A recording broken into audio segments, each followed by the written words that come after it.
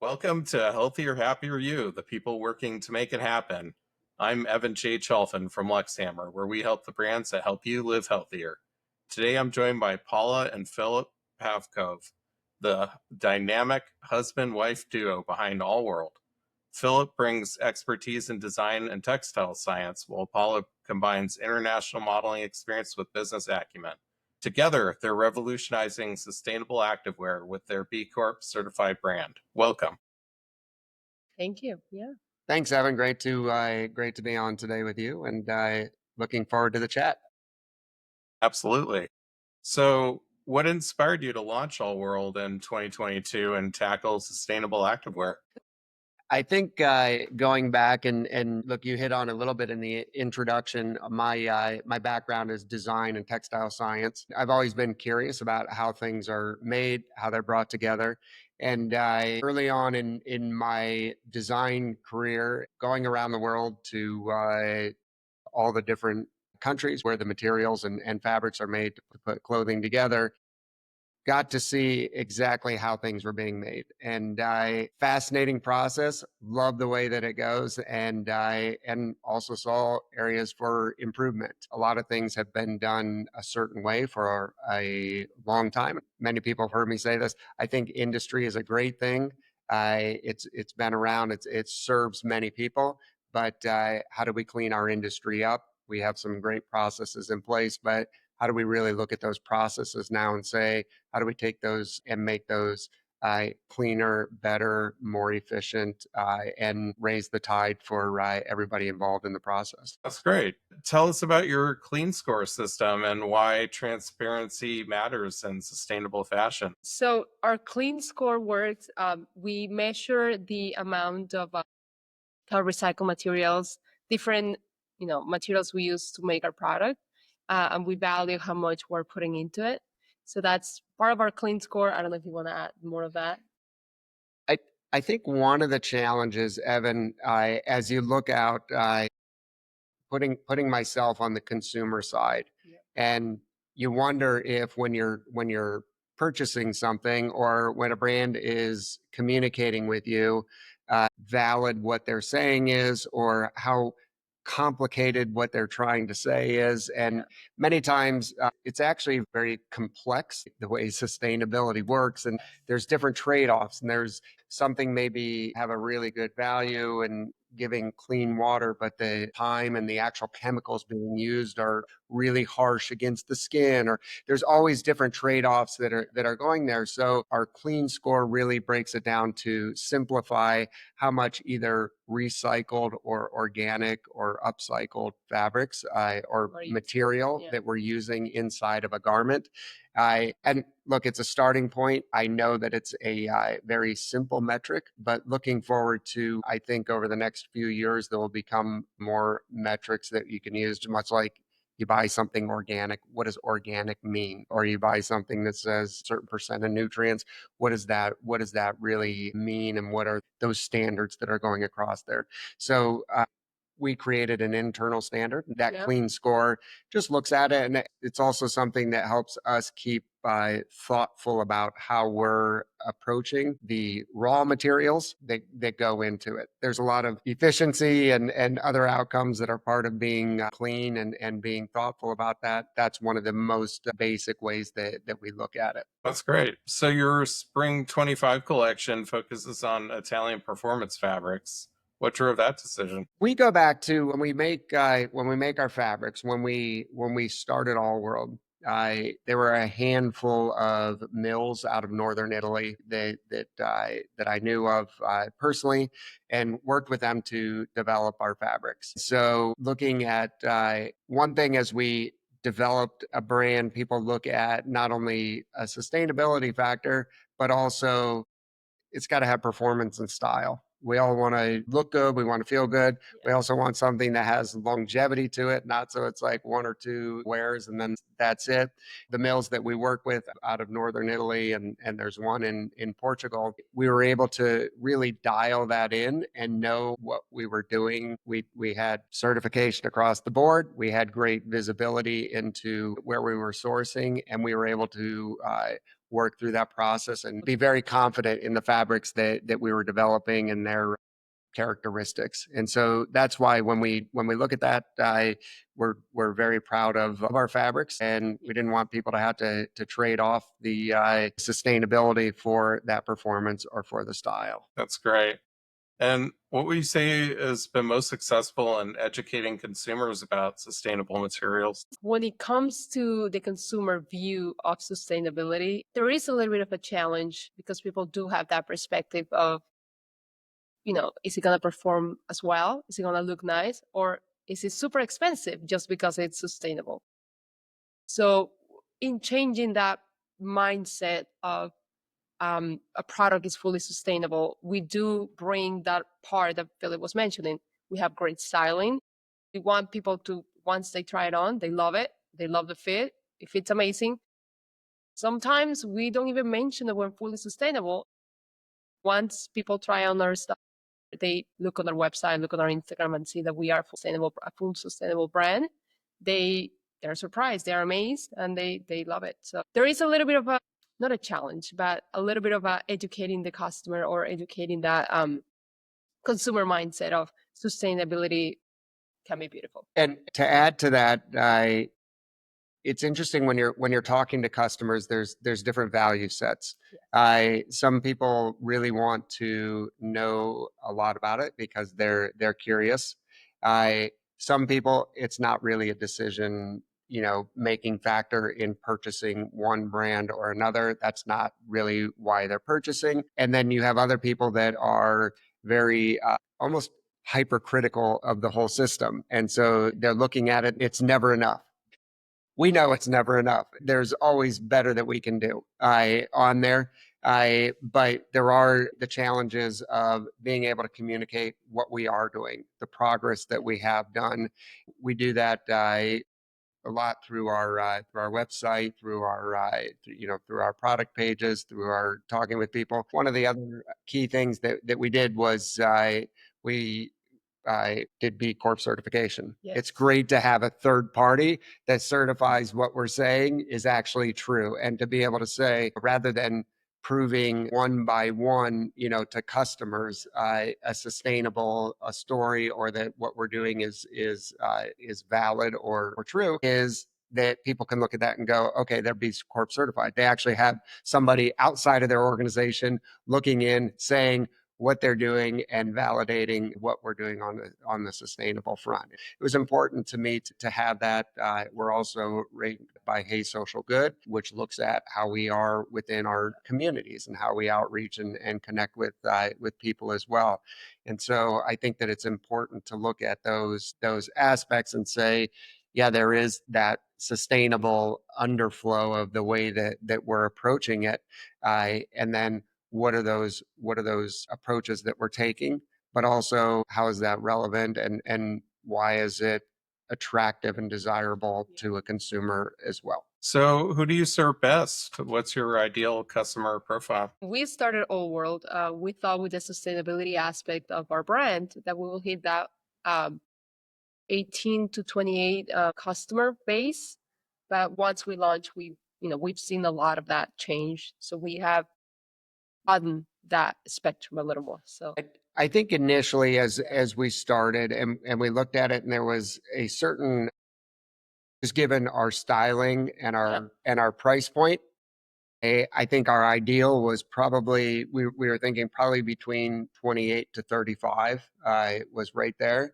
And then as we told the sustainable story and we're able to connect with the community on that as well, younger generations value that more than what we've seen, value that in their decision making. So they look at that, and I think we've attracted a younger customer because of that. So we've seen that instead of starting at 27, 28, that's really looking at purchasing ALWRLD piece, we're seeing that go down into late high school and into college especially. So, what would you say has been your biggest challenge in growing the business this year? This year, look, I think probably on the front of most people's minds with U.S. businesses are the tariffs. That has been a large challenge in the fact that Typically, when you're building a business and you're looking for kind of a stable playing field and you try to make decisions and navigate your business through that, when the playing field is regularly changing and it's not fixed, it's much more difficult to make long-term decisions or even sometimes short-term decisions. You don't want to be reactive, confusing your customers or your vendors or your supply chain lines, but you also want to maintain relevancy and be proactive in making decisions. And so from where we sit in a leadership and guiding All World and navigating this, I think the biggest challenge is not having that, not have still be able to run a profitable business. That's where our biggest challenge is right now. And then also as a young brand, how do you grow?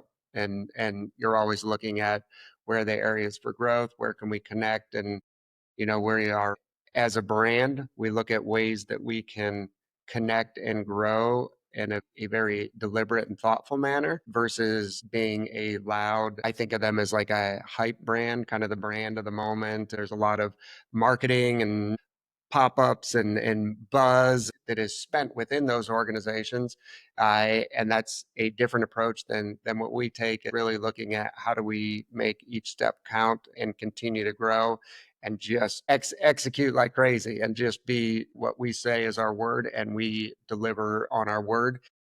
If we're able to do that, then the people that we work with are able to count on us as a great, reliable partner and be able to build their businesses as well. So it helps all throughout. Yeah, definitely. What would you say makes it difficult to stand out in your market? It's a busy market. I will say the sustainability portion of our business makes us stand out, differentiate us. Yeah.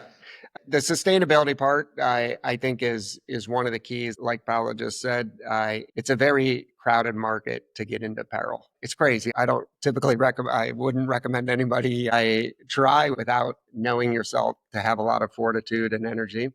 But I would say that one thing that stands out is the sustainability. The other thing that we always look at is connecting with our community. I believe we are a truly authentic brand. And again, going back to we know when we're connecting with people what we're seeing. And look, we're 2 years old, but I think one of the big things to me is seeing people who bought from us last year and looking for what's this season. I really like that, or buying gifts for people because they're excited about the quality and what they have, and saying, look, this is a new brand. It's fresh. There's great energy in this brand. Love the styling. Love this. Love where they're going and where their heart is, and wanting to share that. When people are doing that at a person to person level, I think that's really cool. And I think that that's maybe something that's lost more with so much of marketing and advertising and AI, but just that human value of going, me being able to say, hey, I love this pair of shorts, or I love this jacket that All World did. Just being able to have that authentic, true voice versus you and I both just kind of clicking through Instagram going, oh, that's super cool, or all these run clubs have this and I want to be part of it. We really go for that, truly that authentic connection with our communities. And how do you establish that authentic connection? So we spend a lot of time personally. If you looked at our calendar, we've personally carved out times that we spend. There's a couple different layers to it. I think that there's at a direct to consumer layer. So getting to know the people that we do sell to.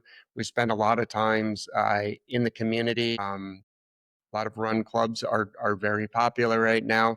Probably 2 to 3 times a week, we are out with run clubs, literally visiting, spending time. What do you guys like? What don't you like? Take some snacks, take some coffee if it's a morning run, and just really staying present in the market that we're with, as well as some different yoga fitness areas that we've been spending more time with.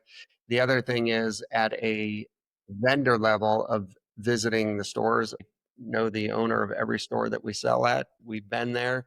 We take the time. Both Paula and I personally take the time to do that. We take the time to train store staff. What is our product about? What is the coolness about each product? oh, this shirt is 14 water bottles and organic cotton. Oh, cool. And you talk about the different cool elements and pieces of each of that. And I think that's I would say I think that contributes to both our success and our authenticity of who we are as a brand.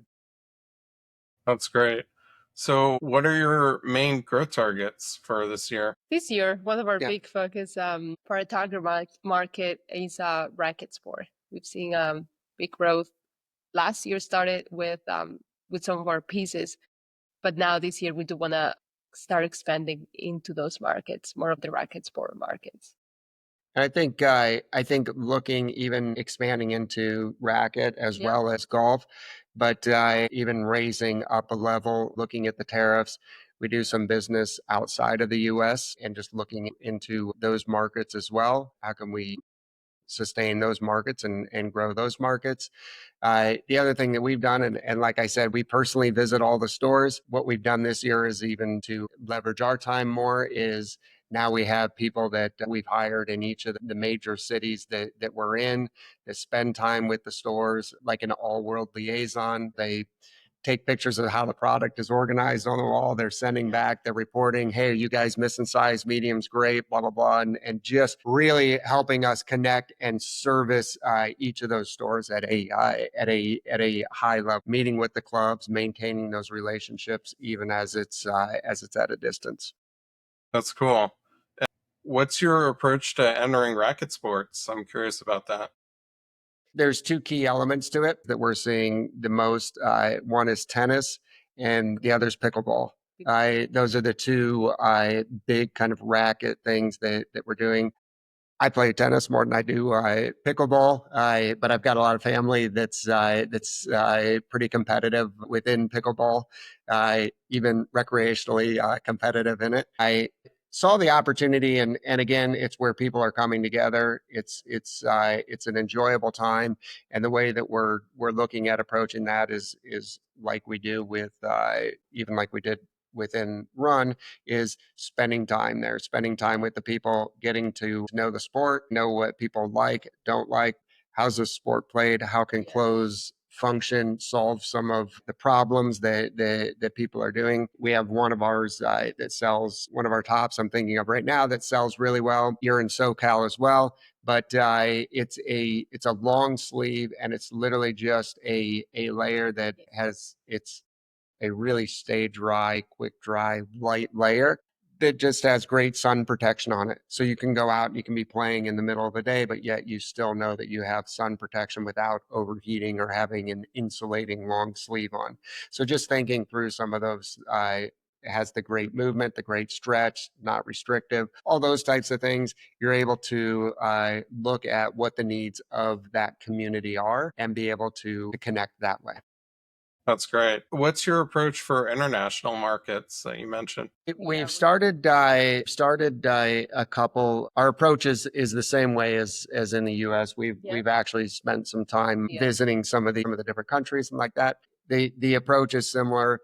We look at who are the key players or who are people that we would want to connect with within that, both at a people who are involved either in sport, the direct consumer, or at a wholesale level.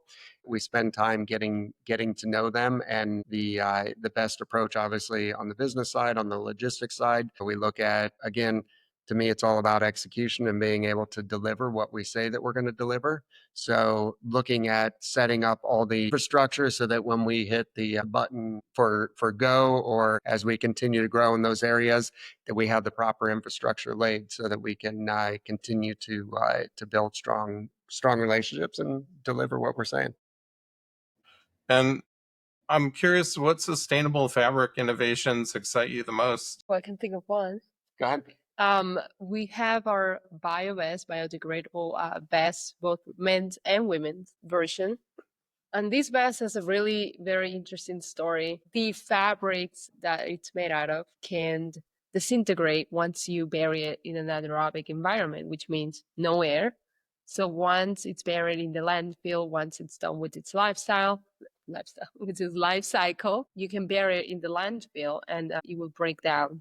Once it's buried, it can break down into organic material.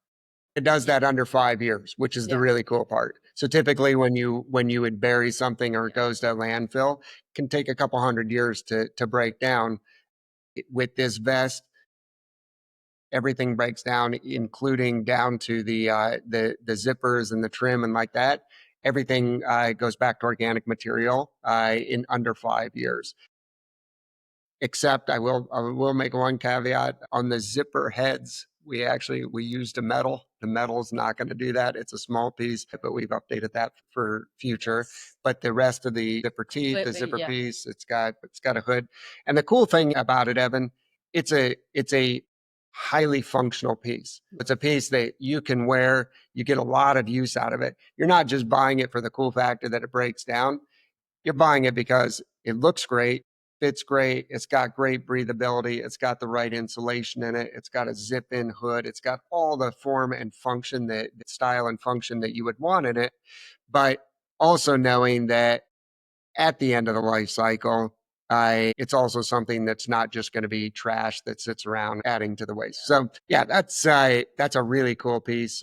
We do things with seaweed. We do things with recycled nets out of the Mediterranean. We do things with recycled water bottles. All of that really cool stuff. So there's a lot of interesting pieces that go into the sustainability portion of it.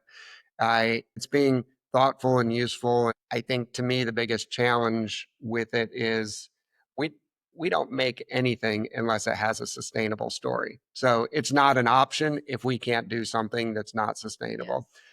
We won't offer it. When we look at how we do that, a lot of brands will say, "Oh, we have this piece." We have one or two pieces that do have this cool sustainable effort to it. Every single piece of ours does have that, which I'm very proud of. I also know that a lot of companies use that as a marketing ploy. We tend to just say, look, that's part of our DNA. It is what it is. I don't necessarily look at it as a marketing ploy 10, 12 years from now down the road. Everybody's going to have to be there, or it's going to be going that direction and become more and more valuable as to how we source things, how we manufacture things, how we put things together, and the waste that we're creating doing so. Yeah, definitely. I mean, you're leading the charge. It's amazing. Thank you. So what's going to be crucial to get right in the next year? Yeah. As I look at it, there's a couple things that are on our radar. Again, with tariffs, margins of just making sure businesses need to be profitable all along the chain. It's not us as a brand jamming our vendors or suppliers or skimping on what we're doing. I don't want to offer something of less value. I also don't want to raise my prices to where it's not affordable for people. Being affordable is a key to growth and to volume. And then also looking at how that works for the stores that we have partnerships, and how do we navigate that so that everybody's in it together and everybody benefits the same way. That's one of the biggest things on my mind right now. Another thing that I would say is the growth aspect. Always within an organization, you're looking at what are new markets, where's our sales and our growth coming from, and how do we lean into those areas and learn from what we've done. We're young. We like to learn quickly from our wins and our losses. So if we were to have this conversation again in 12 months, what would make you feel it's been a successful year? Very good question. I think growth plays a big role in our plan. Next year, look, I think if within the U.S. market, if we're able to have some stability, as soon as we have more visibility into where the tariffs are going to land, that would be a win for the U.S. to understand what the new rule book is and the game plan for doing that. We love the U.S. market. We're here right now. We want to continue to grow that market. I think also international growth as well, looking at how we can grow those markets. So looking back in 12 months and saying, hey, I'm really proud that we did this. I know that would be there. We're also working on some new designs that are coming out that meet our customer needs in the broader markets, as well as there's some things that we're developing within fabrics like that as well. Typically within a sustainable development lifetime or life or cycle of developing new fabrics, is a lot longer within the sustainability portion. Just knowing that, let's say there's a certain amount of stretch or something that you want within a garment, you might get that stretch, but after 2 or 3 times, or it hits sunlight, it becomes more brittle, or all these different things. There's just a lot more testing that goes into making sure that if you are creating new fabric, that it meets or exceeds what customer expectations are within that and what the function expectations are. And so that development is ongoing as well. So seeing some of those come more to life, I think will be really cool in the next year. Yeah, definitely. Well, that's it for today's episode of A Healthier, Happier You, the people working to make it happen. A huge thank you to both of you for sharing your insights and the amazing work that ALWRLD is doing to help people live healthier, happier lives. If you enjoyed this conversation, make sure to subscribe, leave a review, and share it with someone who could benefit. And if you're a brand or business making impact in health, wellness, or personal care, we'd love to help you grow. Connect with me at luxhammer.com. Thanks for listening. Until next time, stay healthy, stay happy, and keep making a difference. Thanks, Evan. Really appreciate it. And on the ALWRLD side, I'll put a little plug in for Instagram. Follow us on Instagram, ALWRLD_sport. ALWRLD is spelled ALWRLD. Check us out, follow us, check us out on the web as well. I really appreciate the time here this morning, and I love what you're doing with the different businesses and bringing a highlight to sustainability and doing things better than we've done in the past. To me, it doesn't matter what administration is in or the values that are there within the administration. It's really up to the companies and the organizations to carry that torch forward. Absolutely. We'll love what you're doing and keep carrying that torch. Take care.